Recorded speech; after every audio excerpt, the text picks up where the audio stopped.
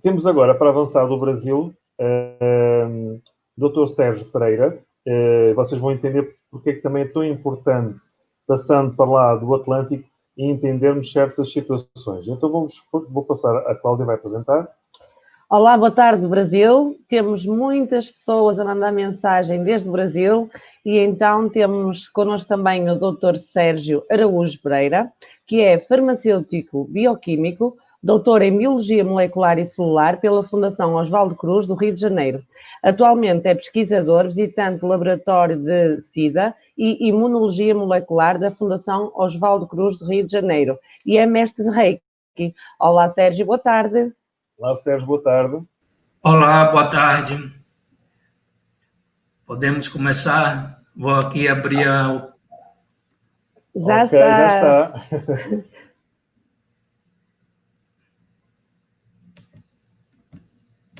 Vai partilhar a tela. Exatamente. Okay. Rita, se puderes ajudar.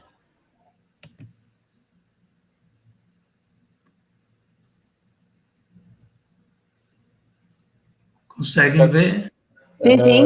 Vamos ver. A tela da apresentação ainda não, só o Dr. Sérgio.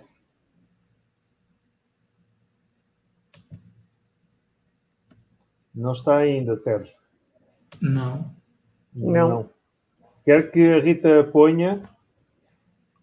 Sim. Já. Então, agora, vê? Ainda não.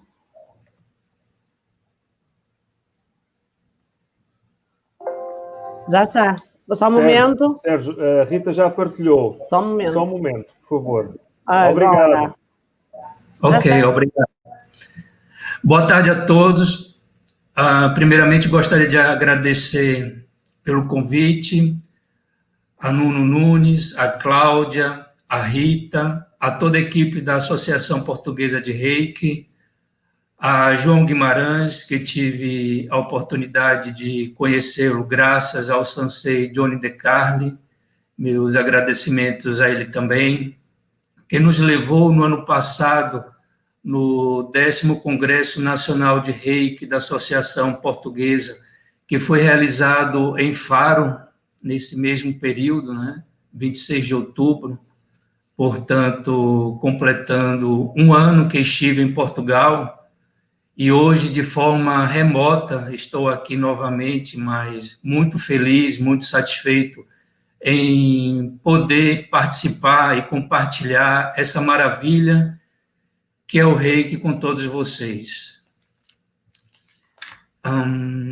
Irei apresentar esse trabalho intitulado Avaliação da Eficácia do Reiki no tratamento da ansiedade e da depressão em pacientes atendidos no ambulatório de hepatite virais do Instituto Oswaldo Cruz, Fiocruz.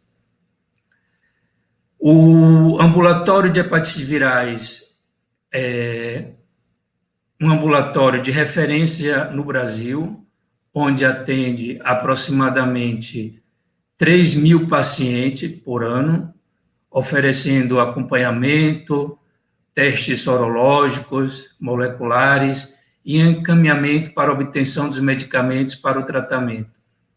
E este ano, o ambulatório completou seus 20 anos de existência.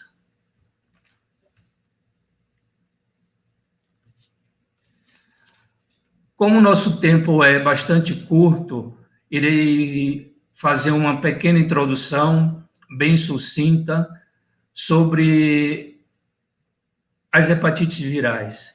Por definição, as hepatites virais são doenças infecciosas sistêmicas que afetam o fígado e podem ser agudas ou crônicas. Existem 5 tipos identificados de hepatites viral humana. A hepatite A, a hepatite B, a hepatite C, a hepatite D ou delta e a hepatite E. No Brasil, as hepatites virais mais comuns são causadas pelos vírus A, B e C. Existe ainda com menos frequência o vírus da hepatite D, mais comum na região norte de nosso país.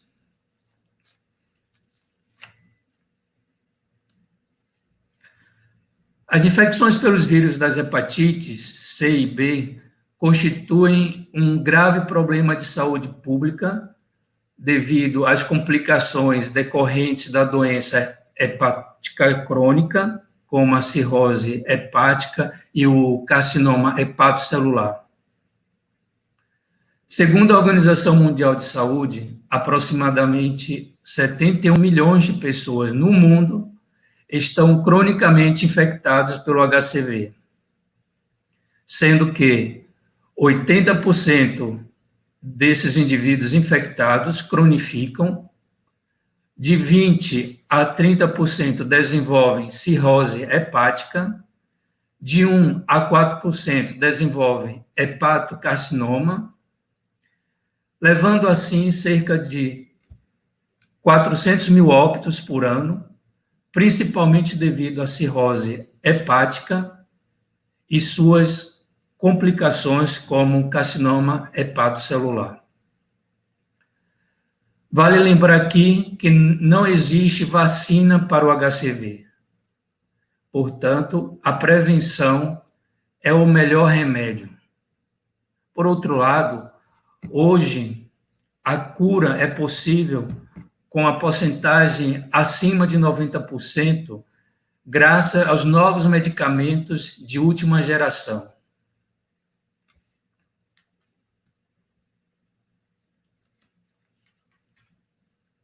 Em relação à hepatite B, segundo a Organização Mundial de Saúde, 2 bilhões de pessoas no mundo estão infectadas pelo HBV e 257 milhões são portadores crônicos.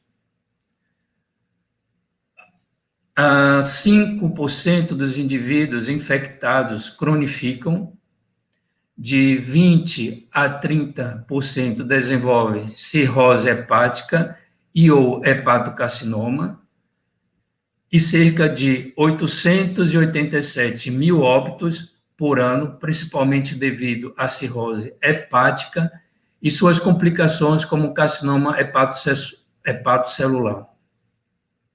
Aqui nós observamos também um número bem maior de óbitos em comparação aos vírus da hepatite C. Diferentemente do HCV, o vírus da hepatite C, ou o vírus da hepatite B, possui uma vacina, mas vale lembrar que a imunização só é efetiva quando se toma as 3 doses, com intervalo de 1 mês entre a primeira e a segunda dose, e de 6 meses entre a primeira e a terceira. Na verdade, esse projeto faz parte de um projeto bem maior que envolve as práticas integrativas complementares.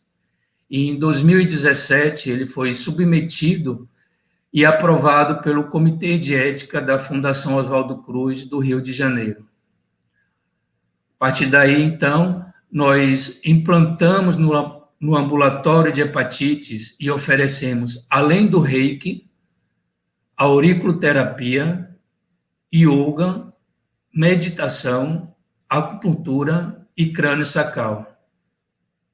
A ideia e o nosso objetivo era avaliar o efeito das práticas integrativas complementares, tanto a nível quantitativo, né, através de avaliação de marcadores biológicos, moleculares, bioquímicos, e quanto a nível qualitativo, através de questionários específicos.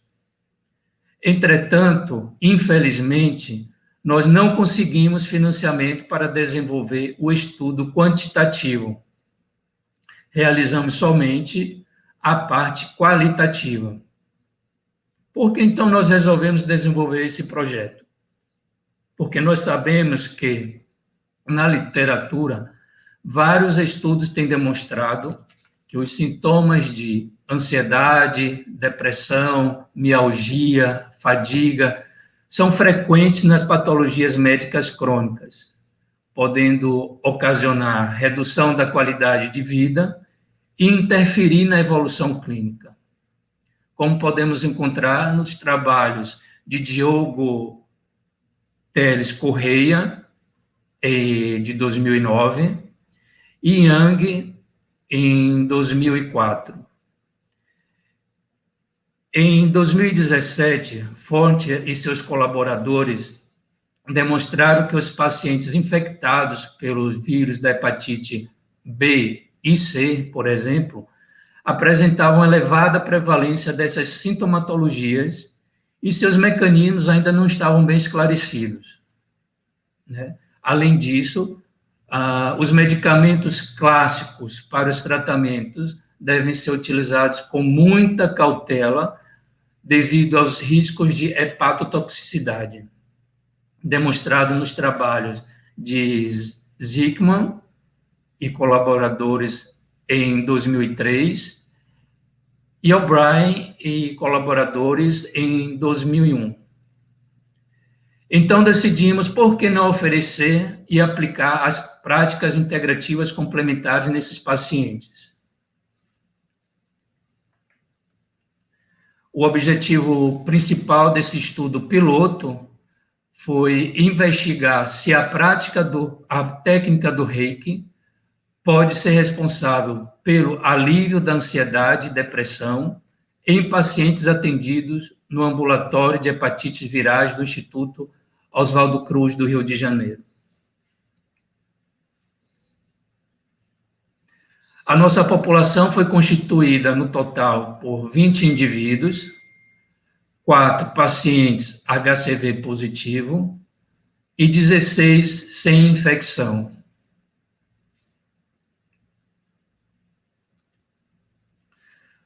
Os questionários que nós utilizamos foram o de ansiedade de Hamilton, que é uma escala de heteroavaliação, publicada em 1960 e revista pelo mesmo autor em 1967. Esta escala é muito importante para quantificar a gravidade da ansiedade, mas não confirma seu diagnóstico. A escala é constituída por 17 itens, os quais podem variar entre 0 a 2 ou 0 a 4, conforme a intensidade do sintoma. O somatório total de pontos pode variar de 0 a 52. Já o questionário de Becker é uma das medidas de autoavaliação de depressão amplamente usada, tanto em pesquisa como em clínica. Essa escala consiste em 21 itens, incluindo sintomas e atitudes, cuja intensidade pode variar de 0 a 3. As perguntas referem-se a tristeza, pessimismo, distúrbio do sono, perda de apetite, fadiga e outros. Os pontos de score são igual a 10, sem depressão ou depressão mínima. De 10 a 18, depressão leve a moderada. De 19 a 29, depressão moderada a grave. E de 30 a 63, depressão grave.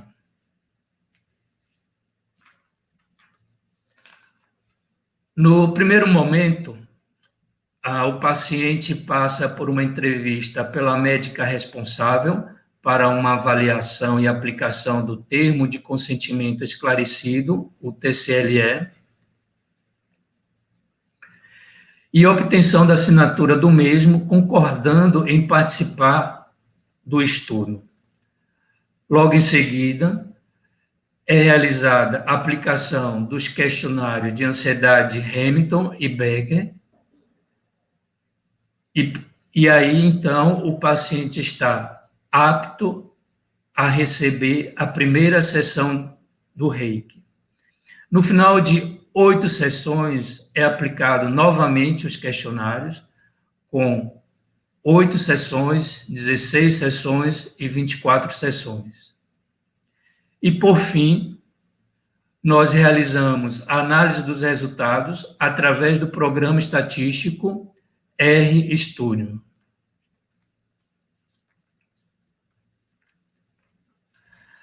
A técnica do Reiki foi realizada 2 vezes por semana, com duração de aproximadamente 48 minutos, com 3 minutos em cada posição, da cabeça, frente, costas, pés e fígado. Em uma maca confortável, mantendo-se a privacidade do paciente, em um ambiente agradável, com pouca luminosidade e com a música ambiente relacionada à técnica do Reiki. Nós procuramos sempre manter as mesmas posições, o tempo de duração e aplicação sempre com o mesmo terapeuta reikiano, justamente para evitar a criação de viés no estudo.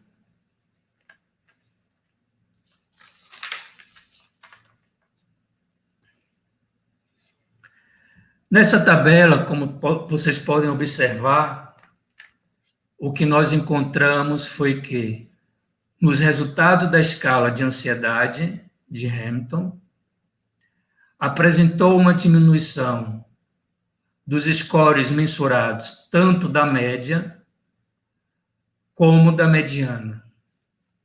Em relação à média, com ponto 0 de seção, ou seja, no ponto 0, para 7,5 depois de 24 sessões. E no ponto 0 de seção, de 19 para 4 sessões após 24 sessões em relação à mediana. Do mesmo modo, nós encontramos nos resultados da escala Becker, apresentou uma diminuição em relação aos scores mensurados, tanto da média como mediana. Em relação à mediana, passou de 19,6 no ponto 0 sessão para 5 após 24 sessões. E em relação à mediana, passou de 16,5 com 0 sessões para 2 depois de 24 sessões.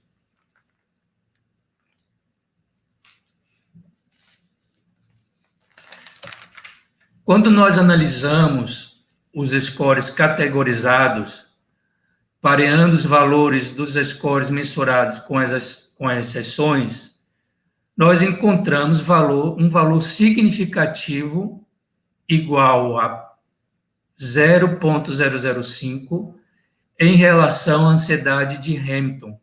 Como podemos observar, a diferença entre as medianas, que estão aqui na linha horizontal, na cor preta, e as médias, os pontos em vermelho dos scores mensurados.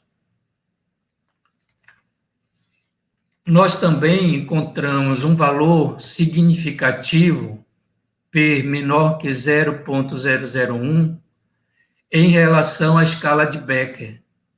Como podemos observar, a diferença entre as medianas, que estão aqui representadas na linha horizontal, na cor preta, e as médias, os pontos vermelhos. Podemos ver claramente que houve uma diminuição entre os scores mensurados e as sessões.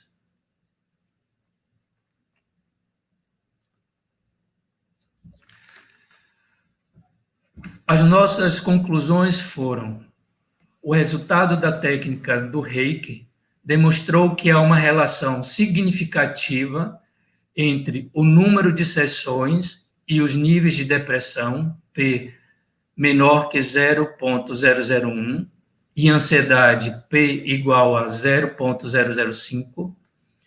O pequeno tamanho da amostra N igual a 20 em nosso estudo pode ser uma limitação.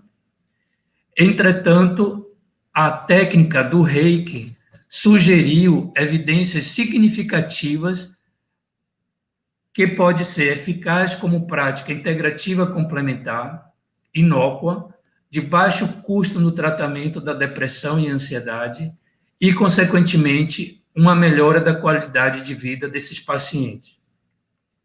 Portanto, é de suma importância investir cada vez mais na pesquisa em relação aos efeitos da técnica do Reiki. Porque nós, reikianos, já sabemos, nós acreditamos, mas os nossos colegas da área da saúde ainda não. A ciência ainda não acredita. A ciência precisa de dados científicos. Esse é o nosso espaço, que nós chamamos de Chandanankarana, que foi o nome sugerido pelo nosso professor de yoga, né? Nós temos essa sala com uma maca, e o paciente nos conta, nos fala que só entrar na sala ele se sente bem. Ouvir isso é muito gratificante, é muito bom em saber que com pouco nós podemos oferecer o acolhimento.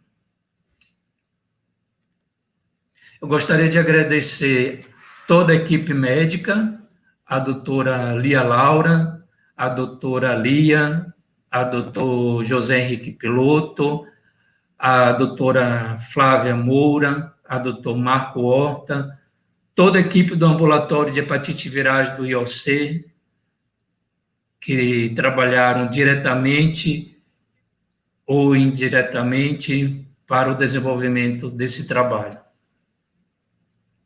Namastê a todos. Gostaria mais uma vez de agradecer à Sociedade Portuguesa de Reiki, a Nunes, a Cláudia, a Rita, ao sensei Johnny De Carli, e parabéns pelo congresso, parabéns pela organização. Desejo a todos um bom final de semana, um bom domingo e até breve. Sérgio, muito obrigado pela sua participação. Tudo bom no Brasil, e teve algumas mensagens do Brasil. Agradecer a sua apresentação, o trabalho estava fantástico. Muito obrigado. Houve uma pergunta que fizeram, que foi se teve algum grupo de controle. Não, infelizmente nós não utilizamos um grupo controle.